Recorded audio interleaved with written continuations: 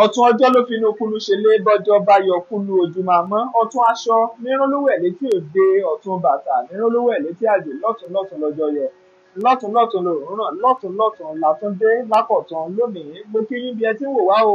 jákèjádò àgbáyé olúwa tóbi lọ́ba fáṣùgbà ló kọ mi bẹ́ńbẹ́yẹ́kẹ́ lẹ̀ ń pè mí lónìí ẹ tún wò ó lóní bẹ́ńbẹ́yẹ́kẹ́ pẹ̀lú mi mo wà pẹ̀lú Lámèyító Àwùjọ tí wọ́n máa bá wa fojú sùnùkùn wo ọ̀rọ̀ àwùjọ níbi tí nǹkan dé dúró lásìkò yìí mo kí yín o comrade ẹ kú ìjókòó. Ẹ ṣeun, mo dúpẹ́ lọ́wọ́ yín. Ẹ ṣeun, ẹ bá a dárúkọ yín gan fáwọn tó wò yín jákèjádò àgbáyé. Orúkọ mi ni comrade Fẹ́mi Babalọ́lá Ọbaàgùn. Tọ ẹ ṣeun. Awuyewuye bíi méjì kan ló wà ní gbòòrò báyìí. Àkọ́kọ́ òun ni ti ọ̀rọ̀ ọba Olúwo àti ọ̀rọ̀ ti a ṣe ìfẹ̀hónúhàn àní ṣèfẹ̀hónúhàn ti August 1 sí August 10. Ẹ jẹ́ mú láti di ọ̀rọ̀ ọba Olúwo tilẹ̀ wò tí bàbá olóyè kan jáde tí wọ́n sọ̀rọ̀. Onírúurú nǹkan là ń rí nípa ọ̀rọ̀ àwọn lọ́ba ilẹ̀ Yorùbá. Ọ̀pọ̀ ló sì sọ wípé ìhùwàsí wọn ìṣesí wọn ó ń mú èérí igi yóbì lára nípa àṣà wa láwùjọ àgbáyé. Màá béèrè lọ́wọ́ yín pé ṣé bẹ́ẹ̀ lórí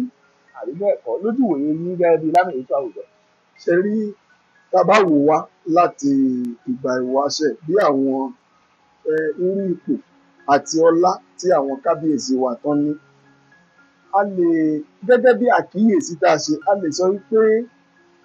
ọ̀pọ̀lọpọ̀ àwọn tó jọba nísinsìnyí wọ́n ti mú ọ̀làjú wọ ààfin. Ó wá jẹ́ kán tẹ àwọn tá a pè ní àṣà mọ́lẹ̀ tó jẹ́ àṣà Yorùbá tá a mọ̀ pé okay these are norms value custom Yorùbá, ó jẹ́ kán tẹ̀ mọ́lẹ̀. Eléyìí lápá kan ó tàbùkù bá àwa ọmọ Odùduwà torí pé irú àwọn àṣà míì tó ń ṣẹlẹ̀ ní ìsìn nínú ààfin àríró ẹ̀rí. Ṣé mọ̀ pé níjọ́ ọba ìdédé jáde bí ẹ̀kan bí ìgbà tí a bá ṣe bí important ọdún kan ọdún tó ṣe pàbí ọdún egún ni o pé ọdún Ṣàngó náà ṣe nílùú yẹn ni o wọ́n ní kábíyèsí jáde fún àpẹẹrẹ nílùú mi Ọbaàgùn ni mo ti wá lọ́sùn state ìlú mi súnmọ́ Kẹ̀rán dáadáa local government alájíjọ wà. Ìgbà tí bàbá Adékọ́lá tó wà lóyè tí wọ́n jẹ pé kábíyèsí tó wà bẹ́ẹ̀ jẹ ìgbà wo la mọ̀ rí wọn bóyá tó máa ń ṣe ọdún ìrókò bíbù bàbá tó wà bẹ́ẹ̀ lọ́wọ́lọ́wọ́ báyìí ni wọ́n á lè sí bàbá níta wípé wọ́n lọ sí but these days àwọn ọba tí wọ́n ń jẹ nísinsìnyí wọ́n ti mú western civilization ọ̀làjú ní tòyìnbó wọ́n ti mú western culture àṣà àtàwọn òyìnbó bóun wọ́n dẹ̀ ṣe rí méjèèjì láti inú western education. So ìwé tó kà ó jẹ́ pé ìwé ìlú òyìnbó ó ti jẹ́ ká ju àṣà nù. Àìmọye àwọn nǹkan ló ṣe pé ó ti wọnú ààfin tí ò yẹ kárí onírúurú aṣọ tí ọba gbọ́dọ̀ wọ̀. Ẹ̀ẹ́dẹ̀ lè rọ́bà tàbí kẹ́rí ọmọ ọba gan níta kẹ́mọ́ rí pé ẹni yìí priestly kingdom ló ti wá. Bọ́ gbogbo ẹ̀sìn ìwé ti dàtẹ̀ mọ́lẹ̀ torí pé a ti mú ọ̀làjú wọnú ààfin ó ti ṣàkóbá wa. So tẹ́ bá fojú wo lọ a lè sọ pé àwọn ọba tó wà ní ìṣètàn jẹ kì í ṣe gbogbo wọn o ṣùgbọ́n àwọn kọ̀ọ̀kan wà tó ṣe pé bóyá nítorí pé wọ́n travel outside bóyá torí pé wọ́n kàwé wọ́n ti wá kó àṣà òyìnbó yẹn jù sára ju ìjọ jẹ́ àṣà tiwa lọ́bi. Tẹ́ bá dẹ̀ kíyèsí wọ́n ti tẹ àṣà yẹn mọ́lẹ̀ kíkò nínú ilé tá a ti jọ wá ẹ wo àwọn ọmọ tá a bí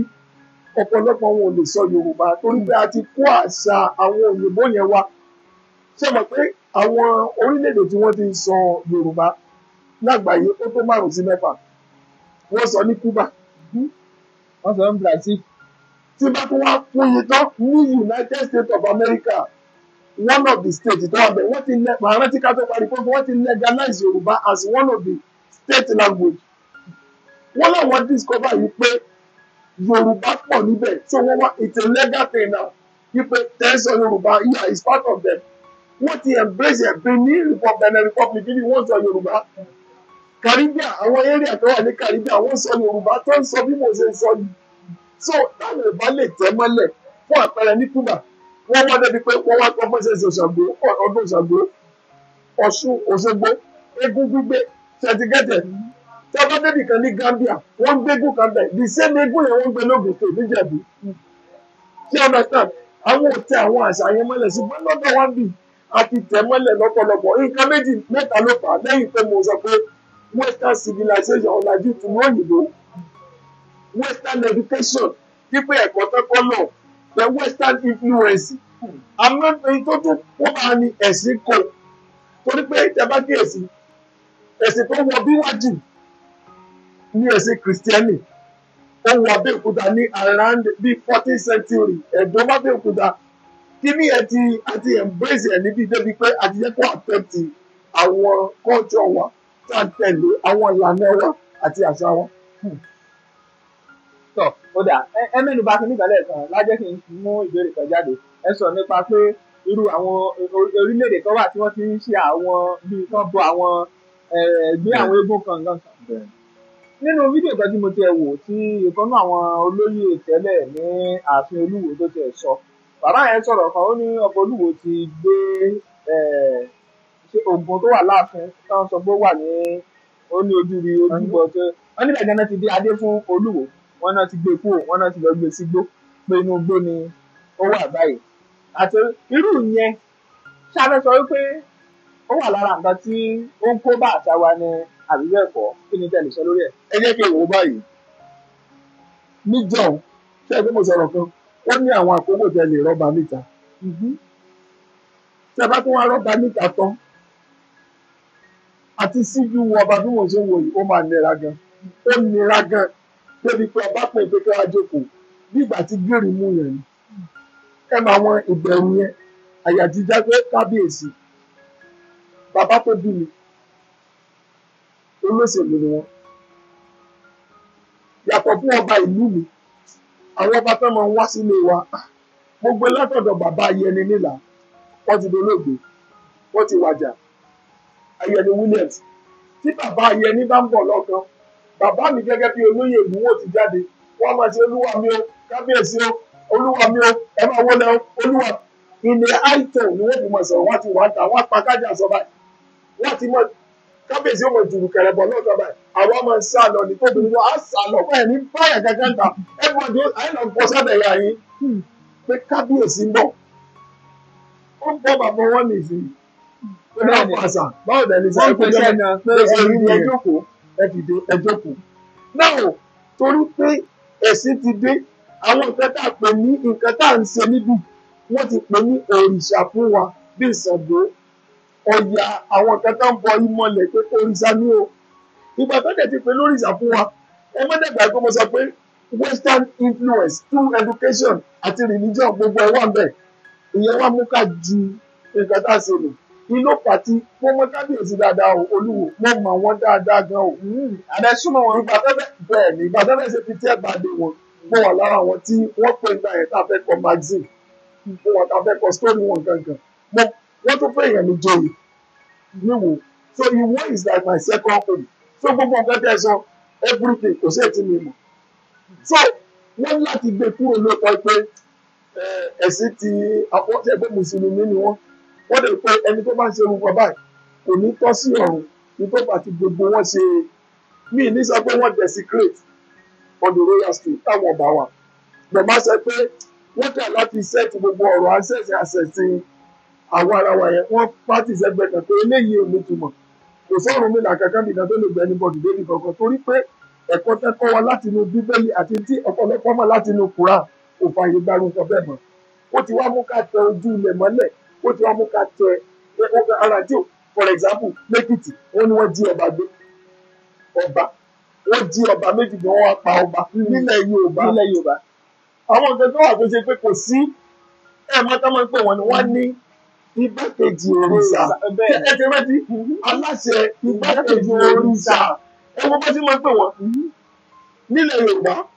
wọ́n ní tí ifá bá kọrin tọ́ba ọba kọrin gan tí ẹ ti rí pòsíṣàn ọba ẹ̀wọ̀ ifá ẹ̀wọ̀ ọba Ifá bá kọrin. tọ́ba ọba wà lọ kọrin kan ọba ń pè ọ̀pọ̀ náà ń dípa lọ́wọ́ bí bàbá kọrin tọ́ba ọba kọrin kan ẹ̀wọ̀ kò sí jẹ́ ọba wọn ní àpàṣẹ wà ní wọn wípé ká bí ọ̀hún sí pé kò sí nǹkan tí wọ́n sọ téèyàn tó wá bí wọn bàbá níjọ tọ́ba bá sọ fún nínú ìlú pé bẹ́ẹ̀ ṣe wà yìí ẹ jáde fún olùlù kí lèyìn oṣù ní ìrọ́bà tó lè pàṣẹ ọmọ wọn ẹ̀kọ́ bẹ́ẹ̀ pé wọ́n ọ̀rọ̀ alẹ̀ fún mi níbi tí mo wà yìí tí ó súnmọ́ àtẹ̀yìn kábíyèsí ní lọ́wọ́ ẹ̀kọ́ wọn kàn ra akọ́dà wa ni pé bàbá ní láàrin ọjọ́ méje kẹ́pì ìmúlẹ̀ fáwọn ẹ̀ ń gbé owó máa wọn akọ́dà ọjà èèyàn lọ sí ìjọba ṣẹ̀ṣà wọ́n nà á dáadáa ní abẹ́sẹ̀ ọ̀nà ó ti ṣó wípé àwọn ọba tá a ní nísinsìnyí wọn à láṣẹ lẹ́nu mọ́ tó fi lè mú kidnapper tó wọlé lọ tó lọ gbọ́ba tá a jagun ọba wà nù mọ́tò wọn wá gbé ọba wọn wá ní wọn pa ọba báwo lẹ ẹ pàmìtì Yorùbá ní àríkàgbèrè ní tòjò kò sẹ́ni tó lè jò tí ò ní jò rà bẹ́ẹ̀ ni bẹ́ẹ̀ bá wá rí jò bó ṣe bọ́rọ̀ bá ṣe rí mi ṣùgbọ́n ní ìsìn àwọn àṣà tẹ́pàtì yẹn ó ti jẹ́ kí wọ́n calm down àwọn agbára táwọn ní agbára àṣẹ̀báyé yẹn kí ni dárúkọ bàtàn gbà tó fẹ́ jọba àwọn kẹ̀kẹ́ wà tó lè fẹ́ ṣe nígbà wọn yóò tọ̀ bù káàkiri yóò rìn inú mọ́tò wọn gbèrè tó juwọ́ tó rìn wọ́n dẹ̀ ní kó di dandan fún láti fi ẹsẹ̀ rẹ̀ rìn nílùú náà wọ́n wá sọ pé nítorí pé ìlú ti spread èrò ti pọ̀ kó lọ bá fẹ́ rìn dé wọ́n wá gbé sínú mọ́tò nínú mọ́tò yẹn gan níbi tó nàró tó ti yanjú o lè rí bí 30 kìíní bí ní pé kó máa lọ ní oṣù parí ẹ̀ so èlọ́tọ̀ àwọn nǹkan bẹ́ẹ̀ ọba kan tiẹ̀ wà lára tí bàbá olóyè kan sọ wọ́n ní ọba kan tiẹ̀ wà nílẹ̀ Yorùbá wọ́n sọ ni wọ́n ní Olúwo tilẹ̀ wo ni wọ́n ní oṣù mẹ́ta ló yẹ kán fi wà ní pé ìlú pé ní pé ọ̀sẹ̀ mẹ́ta ni wọ́n lò wọ́n ní kódà láàrin ọ̀sẹ̀ mẹ́ta yẹn gan wọ́n ní ìmí wọ́n sọ pé àwọn ń bọ̀ wọ́n ti lọ. irú nǹkan tí mo sọ example nù. ṣé àwọn sáré sọ pé àwọn ọba wa ń sìn pé Ifá kọ́ ló tún yàn wọ́n mọ́ ló ń fà mí. inú mi dùn pa Adébẹ̀ wọ́n gba fọ́ọ̀mù ní ìṣẹ̀lẹ̀ bí ìbẹ̀rẹ̀ bá fẹ́ contest election máa dẹ̀ fún example ṣé wọ́n ti jẹ́ Aláàfin wọ́n ti jẹ́ wọ́n ti ní àwọn tó yẹ bàtọ̀ sí wọ́n ti lọ gba fọ́ọ̀mù. wọ́n ti lọ gba fọ́ọ̀mù. àmì tí wọ́n máa ń gba àwọn olè lẹ́gbẹ̀rẹ́ ọ̀fíìsà. nọ́mbà 2 ní bẹ́ẹ̀ ọ̀gá oníjà wọn dúpá bí ẹ̀kọ́ máa ṣe ń jọba nù wọ́n ní pé ilé tó kàn ilé báyìí ni wọ́n ní ẹnà mọ́mọ́yè wa wọ́n wà mọ́mọ́yè wa wọ́n wá dúpá ọ̀nà eléyìí sì yẹ kó jọba àbọ̀jẹ́ ní eré òní kù ṣé ẹ̀bẹ̀ lómi ni nígbà tí bá ń jẹ́ bá tí ọ̀rẹ́kùn jẹ́ ọ̀rẹ́kùn dọ́là ti kó pákó lẹ̀ bàbá ṣe ìdájọ́ ní kó ṣẹlẹ̀ ní àṣẹ fún níbi $5 sí bàbá náà tó ṣe pé kò rí nǹkan tó jọ mọ́ $5 sí láyé a sọ fún pé kẹrù bá kó dòdò bá kẹsàlẹ̀ àrídé níbi àgbẹ̀ká àwọn bí fẹ́ẹ́ ti bàṣà jẹ́ ni. so ìyẹn ní pé owó ló bà àṣà Yorùbá jẹ́. owó bàjẹ́ ẹ̀sìn bàjẹ́ ìwé tàkà bàjẹ́ gbogbo pé a travel lọ síbi kan lọ gangan gbogbo àwọn nǹkan akọ́yẹ ó ti bàjẹ́ kò jẹ́ kó nítumọ̀ mọ́ kò sí bá lù ń bẹ̀ mọ́. bàbá nígbà kan ṣe ẹ̀kọ́ sọ́yìn pé tó bàbá fẹ́ jáde wọ́n máa ń la gbogbo bòmí tó kábíyèsí ó jáde. bọ̀ lónìí wọ́n bá ń lọ pátì náà tẹ́jọ jókòó. tẹ́jẹ̀ ni wọ́n tún jó pẹ̀lú àwọn ọmọge àwọn. wọ́n yẹn lọ wá ọmọ wá fún bẹ́ẹ̀ bá wá ọmọ o. bàbá ó lò sẹ́jẹ̀ nínú ìsìn gbogbo àwọn nǹkan yẹn ti ẹ̀rọ di value. ìgbà ọmọ ìsọmọlé ọba ni èyí ọmọ bẹ̀rù ẹ mọ̀ tán ọmọ kábíyèsí ni bàbá àjọ gbá bọ́ọ̀lù sí ni pé ọmọ kábíyèsí sọ wọ́n fẹ́ pèsè tí ẹ mọ̀ tó fà òṣèlú ti ju ọba sápò politics ìgbà tí David Easton tó ń sọ̀rọ̀ nípa politics ó ní ìdí authoritative allocation of values tí a bá ti mọ́ṣẹ̀lú lókè báyìí every other system abẹ́ òsèlú ló wà okay ẹ jẹ́ fún example àwọn òyìnbó dé wọ́n introduce British wọn indirect wọn wọ́n introduce ẹ̀ sí wa ìgbà tẹ́lẹ̀ wọ́n pocket àwọn ọba wa níjọ́ ọba sọ̀rọ̀ báyìí lótìtọ́ irú ẹ̀ sí lọ́dọ̀ wa lọ títí because ọba bá sọ̀rọ̀ Ọ̀yọ́ Mèsì ni o Ògbóni ni o gbogbo wà tí wọ́n lè challenge wa pé bàbá ọ̀rọ̀ tẹ̀ sọ láàrin yìí ẹ bá yí padà checks and balances wà ṣùgbọ́n ṣe pé ní north nítorí àbá sọ pé báyìí ni wọ́n tẹ̀lé good ìgbà tó dé níbí wọ́n introduce indirectly wọ́n wá ní pé àwọn ọba ò lè fọwọ́ lálẹ̀ fẹ́nikẹ́ni ń bì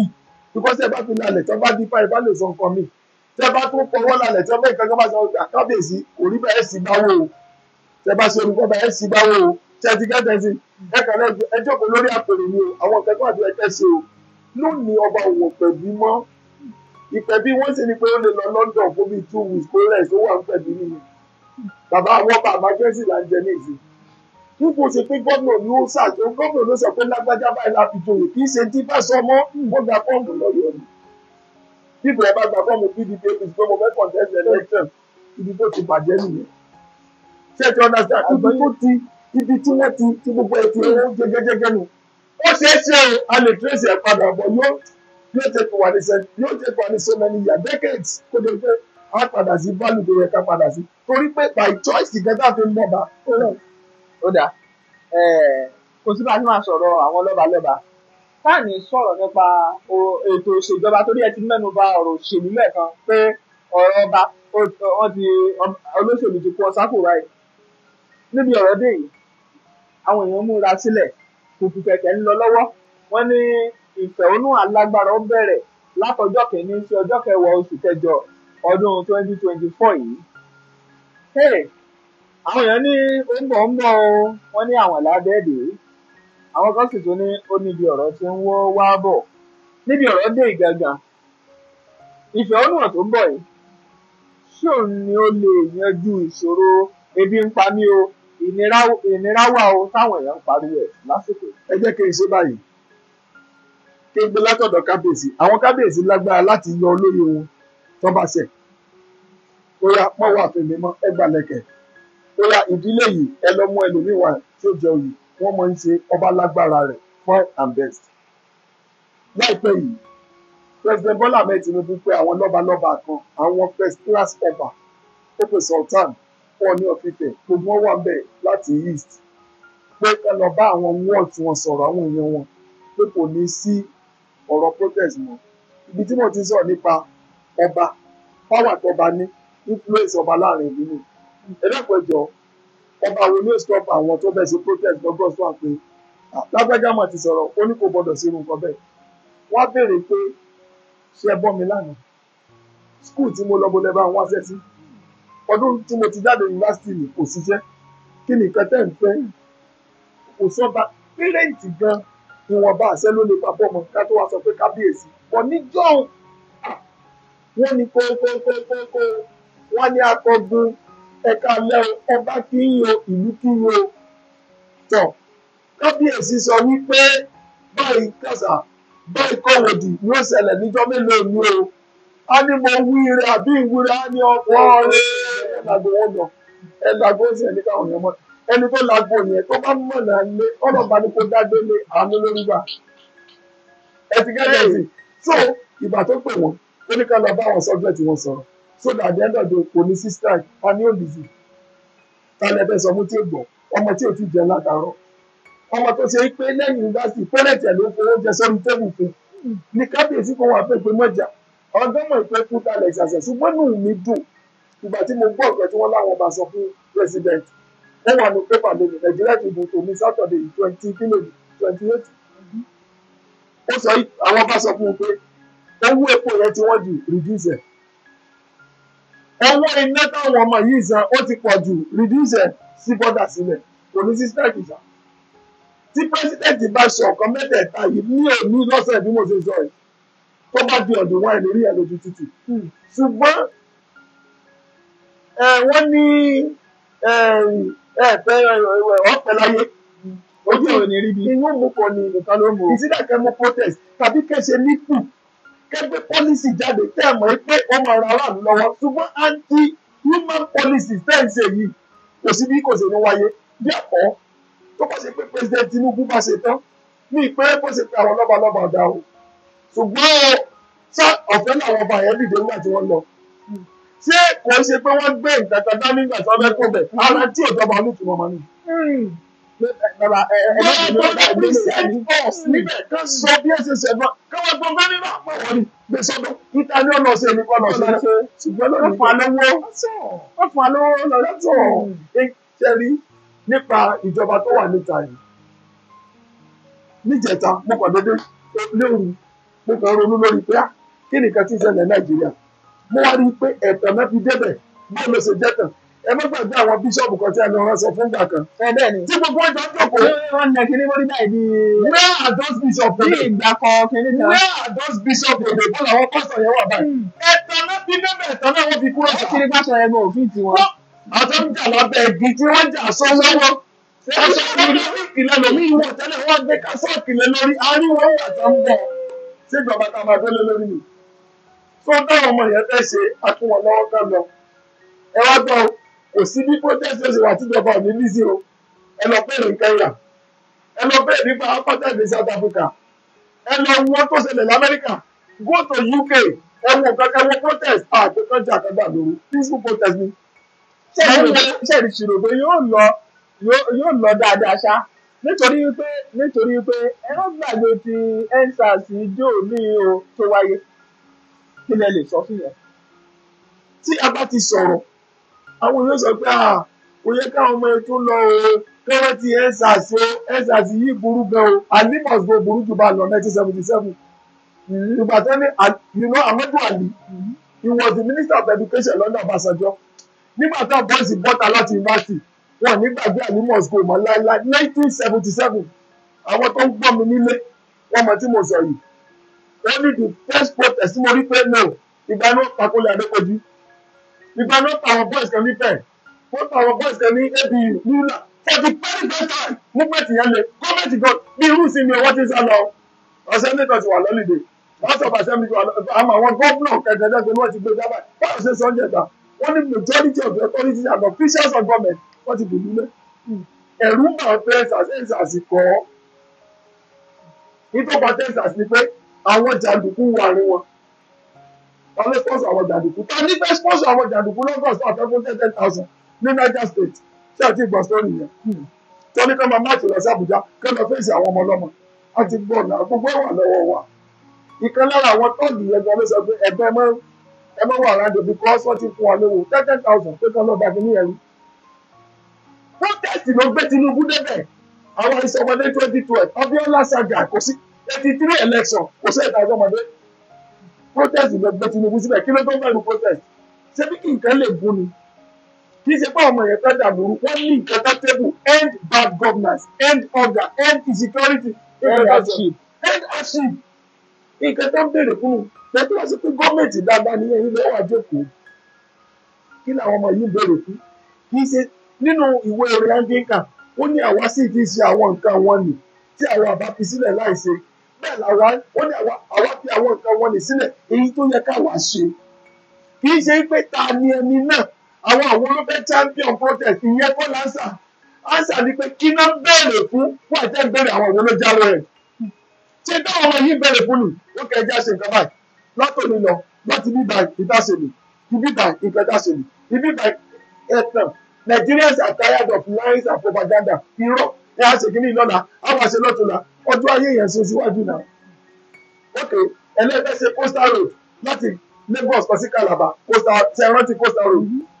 Chadbury ni wọ́n gbé fún ọmọ Tinubu wà lára director you don't understand me. Bẹ́ẹ̀ sọ lé ẹlẹ́yìn ní ìyàlọ́jà general of Nigeria bẹ́ẹ̀ sọ ọ̀rọ̀ mẹ́kẹ́tà ọ̀rọ̀ epo kìnnìkan ọ̀dà ọ̀rọ̀ àdáńgọ́tẹ̀ ní kìnnìkan ọ̀hádùn wọlé Tinubu ló wà bẹ́ẹ̀ sẹ́yìn nìkan láwọn sí ni owó ògbà alápò ẹnìkan.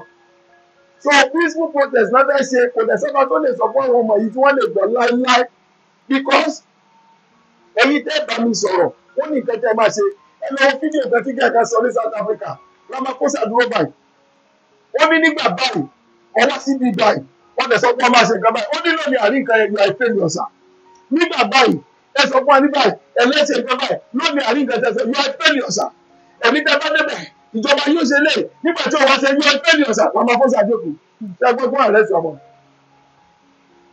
Nàìjíríà ìbọn ọlọ́pàá ọmọ kó káàkiri ìbọn ní sójà ọmọ kó káàkiri wọ́n mọ̀ lérí àwọn ìbọn ọ̀rẹ́ níbọn nígbà yẹn jẹ́ àwọn náà sọ́gbà o kò dẹ́rọ lọ́dọ̀ wọn lẹ́yìn olóṣèlú àtàwọn yahoo tẹ̀lé wọn di o sincerely kò sẹ́ tó lè sọ fún yín lónìí pé this Nigeria ló pẹ́ tán ẹ wá sọ everybody di bẹ́gà ẹ sọ obìnrin bá sẹ́wọ́ ẹ sọ àwọn ọkùnrin bọ́ọ̀lì ẹ sọ wọ́n di yahoo boy. so ìjọba wẹ́tíárìsì láàrin tí látọ̀dọ̀ ìjọba wípé pé ẹ ṣe ètò ẹ ṣe pọ́lísì tẹ̀mọ̀ pé yóò gbé àwọn èèyàn kúrò níbi tí ó fà wọ́n sókè níta nílò nìyẹn. àwọn èèyàn sọ wípé àwọn ẹgbẹ́ òṣèlú míì ló ń dìde tó sì ń hù mọ́ ìfẹ̀hónúhàn alágbára eléyìí tí wọ́n fẹ́ ṣe yìí. Ṣé bẹ́ẹ̀ ni àbí bẹ́ẹ̀ kọ́? sẹ́sẹ̀ ní tábà ṣe ìdí tá a ṣe pé wọ́n ní opposition nìyẹn ara tá a retí látọ̀dọ̀ wọn nù ẹ má bínú ọ̀rọ̀ yìí ẹ̀yin ara lé NLC ló yẹ kó síwájú ṣùgbọ́n pé àwọn ti fi 70,000 náà àwọn àjẹrò ti rẹ̀ sí sówó làwọn ń bẹ̀rẹ̀ ní nítorí ẹ̀ka gbogbo àwọn àtìkù ló yẹ kó síwájú máa sọ ní 2012 Tinubu tó dé Bákàrè Buhari gbogbo àwọn tá a lè pè ní the so-called progressive autonomous government àwọn náà lè jẹ sọdún náà wá bàdé bẹ APC ANPP CPC gbogbo ọlẹ́kọ̀ọ́ àwọn ọjọ́ tó jáde nígbà yẹn sọ ọba àlẹ́gbẹ́ òṣèlú ṣébi torí ẹni báyọ̀ ọ̀nà lóga ọ̀gá mi ló fi ń sọ wípé kí lorúkọ rẹ̀ Peter Obi ló wà lábẹ́ gbogbo tó ń ṣẹlẹ̀ Obi dẹ̀ ti sú rẹ̀ ẹ bá tó tí Peter Obi bá wà bẹ̀ sẹ́sẹ̀ ni kó Peter Obi láti wà bẹ̀ lórọ́. Ẹjọ́ mẹ́bẹ̀ẹ́ ìbéèrè kan lọ́wọ́ tí ẹgbẹ́ òṣèlú wo lẹ̀ ń ṣe? Fẹ́mi Babalọ́lá lorúkọ mi public affairs analyst political and social commentator iṣẹ́ tèmi nù èmi ò kò sẹ́gbẹ́ kan tó ní tìmọ̀ ní gbogbo ẹgbẹ́ yẹn ní ìpẹ́ mi tó ṣèlú lọ́jọ́ iwájú ṣùgbọ́n pọ̀ náà ẹgbẹ́ tó yàn sí dà òkú kẹjọ ẹgbẹ́ wo ṣé ẹgbẹ́ tó ṣe wípé ìgbà tí wọ́n débẹ̀ tẹ́lẹ̀ wà ní 16 years tọ́pẹ̀ wọn pa ẹ ṣe right thing tí wọ́n ṣe right thing táwọn lè fi wọlé tọ́lá ọ̀wọ́ ẹgbẹ́ tí òun ọmọ rẹ̀ gbà abẹ́mọ̀ pé PDP ọ̀rọ̀ ọmọ ọ̀ṣọ́mọdé ló bẹ̀rẹ̀ PDP báyìí sọ́wọ́n ọmọ rẹ̀ nì sọ́ọ̀tà pẹ̀lú ọmọ rẹ̀ nì. àwọn tó ṣe pé ìgbà tí wọ́n tún wá ṣe kẹtí bí Nàìjíríà ló fọ́dà ẹ wá sọ pé basic salary yìí o 600,000 ní ẹ̀fọ́ Nàìjíríà 300,000 kí ni a fi ṣe 300,000 multiply by 360 ẹ dákun títí wo ló dáa ẹgbẹ́ wo lè ẹgbẹ́ sẹ́nu owó ní PDP olólẹ́bí sínú wọn nítorí pé Akpabio former governor under PDP ni wọ́n ṣe senator under PDP again torí pọ́ńtà ọdún ní máa ń lọ tiẹ̀ gbogbo ìgbà dábàá ṣiṣẹ́ political menstruation ló máa wà ń bẹ̀ ó wá kọ́ sí APC ṣé ẹgbẹ́ mi náà nítorí pé Akpabio ṣé àwọn tó ń tàbí Akpabio wà tó wà governor too much money whatever money can do too much money will do it ṣé àwọn tó tẹ̀lé yìí ọ̀rẹ́ mi ò mọ nínú ọmọ ọ̀pọ̀ ni ayé àtẹ̀tù mi ò rí bẹ́ẹ̀ o mi ò lọ́mọ nínú wọn. Ọ̀dà kí wàá lójú tù gan-an sọ̀rọ̀ wà ní. ó ní kíjọba ṣe nǹkan tó yẹ kó ṣe kò tí ì lé ìtìjọ àwọn bá ti ṣàlàyé fún owó lẹ́tẹ̀gbà ẹ rìdíùsẹ̀ epo tí wọ́n jù ẹ rìdíùsẹ̀ ẹ sí bọ́dà alẹ̀ ó tán nọ́mbà pọ̀ ẹ fight insecurity ẹ mọ̀ tẹnu lásán fight insecurity àwọn ọmọ ọlọ́mọ tó lọ yáwó ní báńkì wọ́n lọ dáko wọ́n tó tàbí wọ́n gbin ẹ̀gẹ́ ẹlẹ́yìn kẹpẹ́ Fúlàní ni ẹ bọ́ bẹ̀ wọ́n jẹ́ kó wọn wọ́n ni wọ́n ti ro dágbàdà fún báńkì ẹ kọ́ńpọ̀ insecurity ẹ wo iye àwọn ìfẹ́sọ̀ tó ti sá lọ Nàìjíríà nítorí insecurity tẹ́ bá ti rí mẹ́rin yìí ṣe ti tán àdẹ̀sẹ́ pé kẹ́sẹ̀ gbogbo ẹ̀ lẹ́ẹ̀kan náà àwọn tẹ́ lè ṣe kíákíá wà àti bọ́dà lónìí kó jẹ pọ̀ nílùú káwọn yẹn jẹun kọ́kàn balẹ̀ káwọn ìpín ọdún ayé àwọn nítumọ̀ náà tẹ́ bá sí bọ́dà lẹ̀tàn ẹ reduce owó epo tẹ́ bá sí bí gbogbo lẹ̀tàn owó lẹ́tà san ẹ reduce ẹ wá sọ pé lórí ẹ̀rọ insecurity o ẹ má wàá pay lip service kì í ṣe pé àti trial 310 lágbà lára àwọn tí bọ́ọ̀gẹ̀sì tí wọ́n kó lọ́nú gbé àwọn tó kún ọ̀nà mélòó lẹ́mú.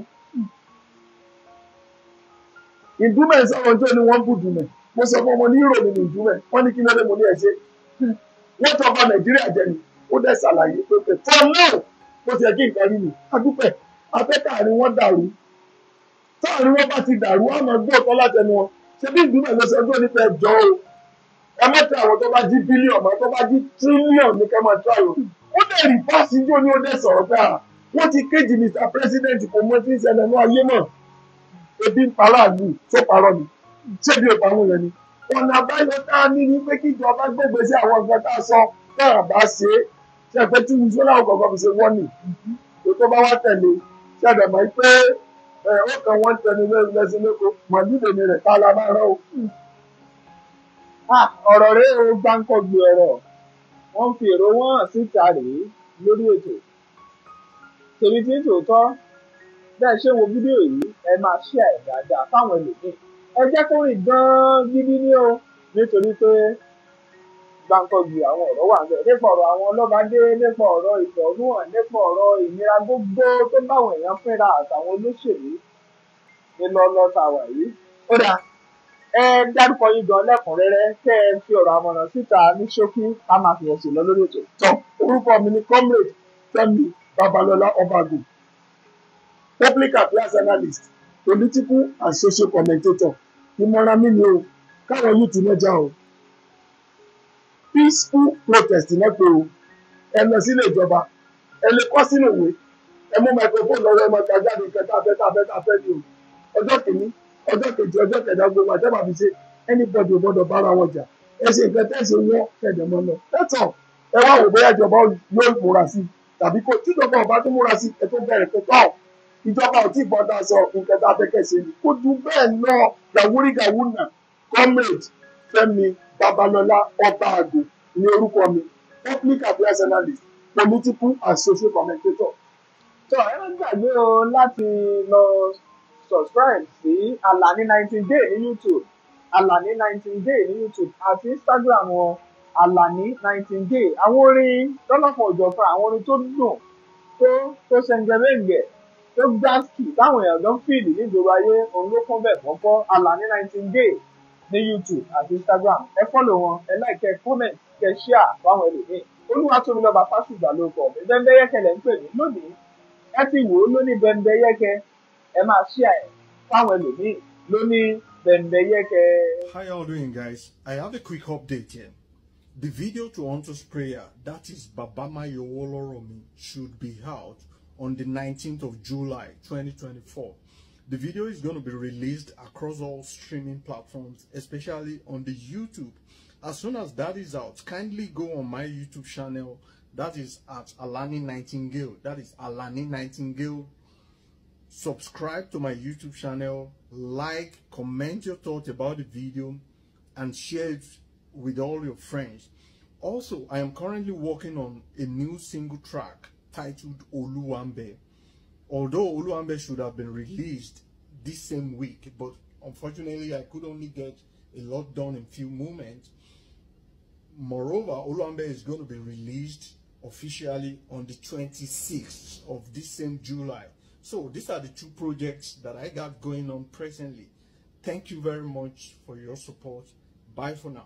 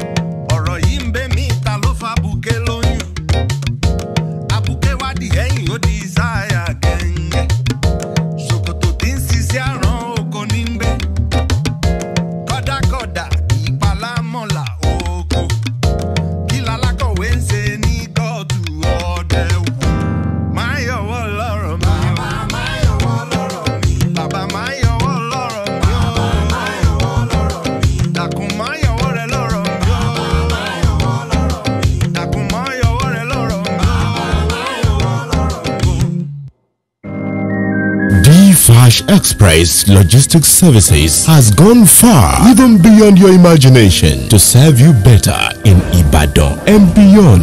Flash Express Logistics Services has proven integrity to make you get whatever you want, wherever you are, and whenever you wish. Our services include global and local courier services, e-commerce, express delivery, pickup and delivery, and a lot more. Your convenience and safety of your parcels and luggages are so paramount to us. For further inquiries, please call Flash Express Logistics Services on 0906-727-0530 and 0805-467-5088. Flash Express Logistics Services. Your convenience is our priority.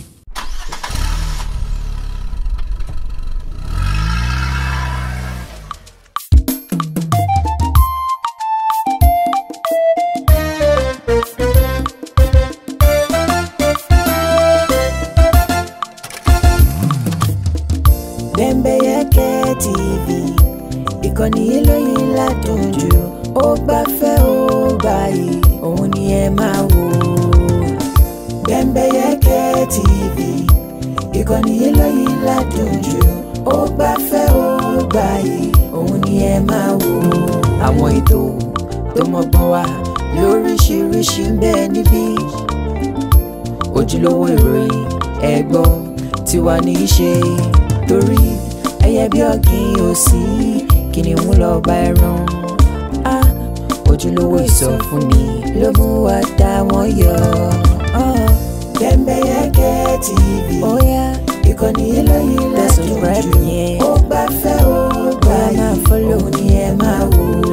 Support lọ Bembeyeke TV lẹ́tí máa rí bẹ́bẹ́ ìkànnì eléyìí ládùn jù Daniel Salomon ló mú wa yìí òun ni ẹ máa wò.